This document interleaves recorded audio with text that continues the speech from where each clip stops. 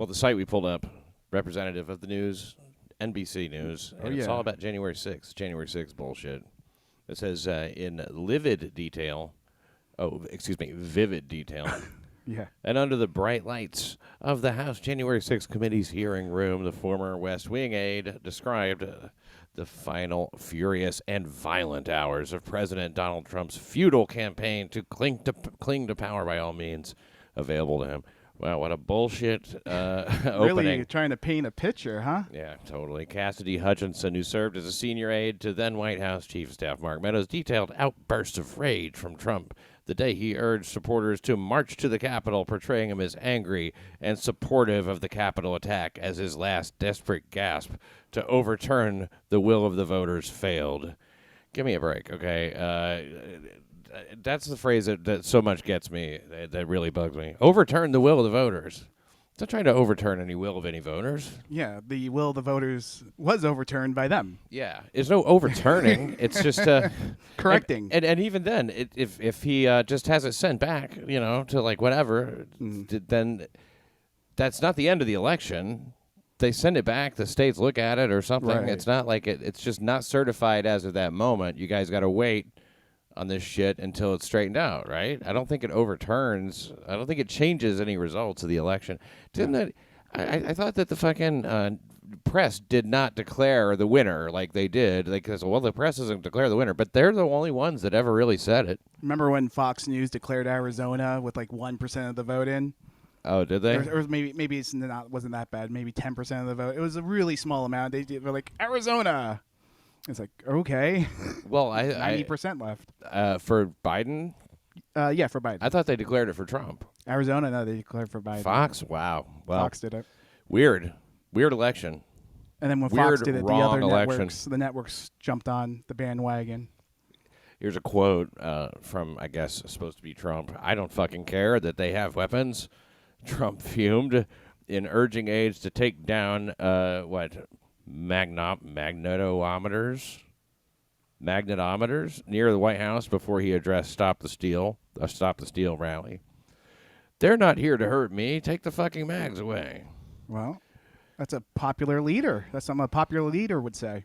Yeah, I mean, he's not afraid that they're going to be doing anything wrong to him. Exactly. But, I mean, they didn't have weapons anyways, really. They were not heavily armed, if at all. I don't think anybody really got busted with any guns or there was anything. no guns found. You're not going to get close to Capitol Hill with a gun. Fuck no. You can't even, I'm surprised they let the people like Antifa hold up signs because they have pieces of wood on the back they could hit people with. And that stupid fucking gallows that was built, I don't think that was Trump supporters either. That was... On January silly. 6th, Trump planned to go to the Capitol with the mob after the rally. First of all, the people that went into the Capitol were not the ones who even heard his speech. Right. And the Proud Boys were supposed to go see I think a movie or comedy show afterwards. They had plans. So if they're going to do this crazy hostile takeover, why would they have plans to see a comedy show or movie or whatever it was at 3 p.m.? Go figure. So 2 hours, we're going to take over the government in that small window, then we're going to see this movie. Also, they didn't really want to take... I mean, usually, you take it over for another... I don't know, to change the government or something. It was really more just for America, right? I mean, it's America is now America. I mean, it's not like a... I don't know what I'm trying to say, but it seems it's not really a changing of the guard. Oh, yeah. Congress would have been the same. Senate would have been the same. Supreme Court would have been the same. Yeah. Not much would have changed. I mean, We just would have taken a closer look at the election before it was too late, before it was certified. It was not, I've heard it said again and again, that Pence was called upon to, one man, that was what it says. One man doesn't decide who the president is. Well, that's not really what was going on at all. That one man was going to be deciding that. It was that he was going to be, hold on a second. I mean, that's my understanding of it, is that it's not going to fucking, and even if it did, they still cheated anyway. So, I mean, he wasn't wrong. In a series of posts on his platform, Trump largely dismissed and denied Hutchinson's testimony, relaying what she said. She was told by Secret Service official Tony Ornato Hutchinson recounted that Trump grew livid when his bodyguards told him his limousine was headed not to the Capitol, but back to the White House after the rally. I'm the fucking president. Take me to the Capitol now. Hutchinson recounted being told of Trump's response. Now, Trump grabbed for the steering wheel from the back seat, wrestled with one of the bodyguards for control of the car, and ultimately grabbed the bodyguard's throat. I want to see the video. There has to be video. There's cameras all over D.C. Yeah. And isn't there a glass divider? Like, doesn't it have to always be up when you're driving the president around? I would think. So, I mean, I don't know. this all seems very unlikely. Mm-hmm.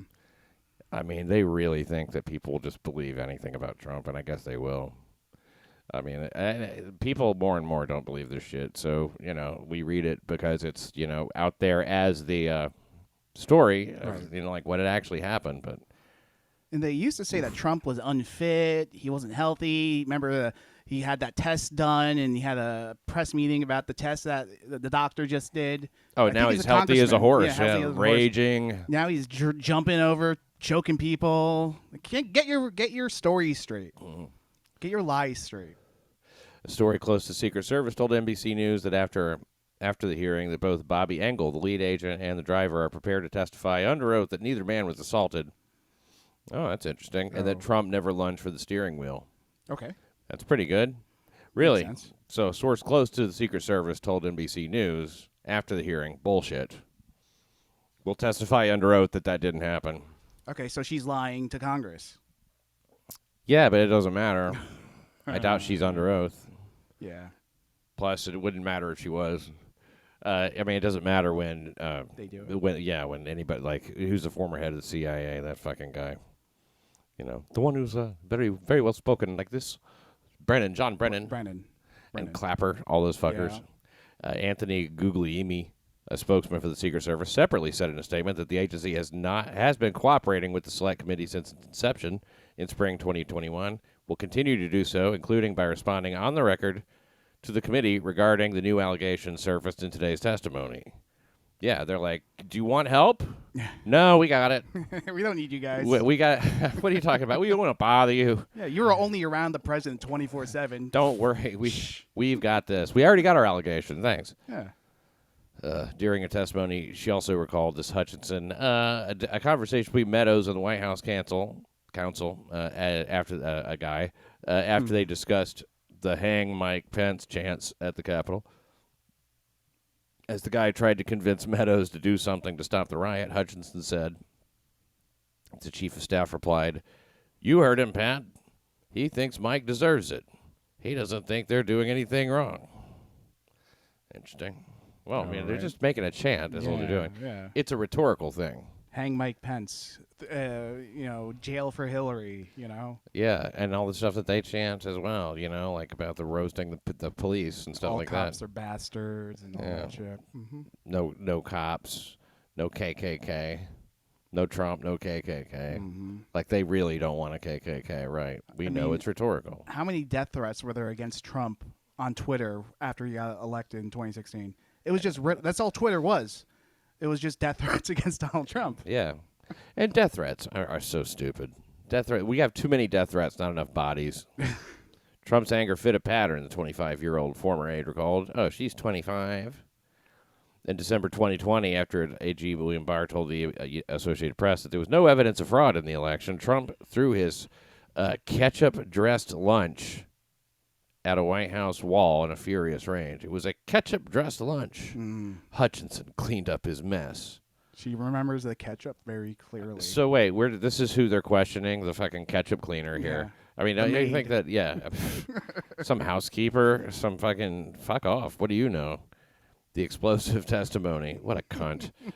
From Hutchinson, the official in closest proximity to Trump to appear at a public hearing, amounted to a stunning and strikingly detailed condemnation of a former president who demands absolute loyalty and has mostly gotten it from a close circle of aides and advisors. As an American, I was disgusted, Hutchinson said Tuesday of Trump, tweeting that Pence lacked courage as the insurrectionists broke into the Capitol. It was unpatriotic. It was un-American. We were watching the Capitol building get defaced over a lie. So give me a fucking break. Stop. Democracy was about. Why are you talking about defacement? You know. It wasn't lit on fire. Oh, yeah, fuck this Stop. shit. If they're talking about the end of democracy, and they stain the carpets. Fucking bitches. They pissed all over the floor in the bathroom. I mean, it's one thing to lose your way of life as an American and democracy to end. It's another thing to have to vacuum. I guess if she's the ketchup cleaner, you know, she's the one really the maid concerned about it. Is the one they're questioning. So, interesting. Yeah, there's another story from NBC News. A Harris County judge granted a temporary restraining order Tuesday to block a pre-Roe versus Wade abortion ban in Texas. Yeah, that doesn't do anything. Signaling a small victory for abortion rights groups. Yeah, I know. Some judge will do something. And, no, you can't do it. No. Judges are the fucking assholes of the world. Mm-hmm. You know, unless they're doing things like this Roe versus Wade thing. Otherwise, they're the assholes of the world. Clarence Thomas is a honorary forever American hero. He should be on the nomination, I think. I don't That see guy's why awesome. not. Yeah. That guy's awesome. But not according to the mayor of Chicago, you know, leading that Beetlejuice? fuck Clarence Thomas chant. Yeah, Lightfoot.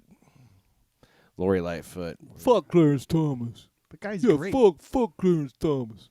He's smart. He knows what he's doing. He waited. He knew eventually, within the 25-year plan, I'm going to do this. Well, I mean, did he really? Everybody says that. He was pro-life, so. Sure.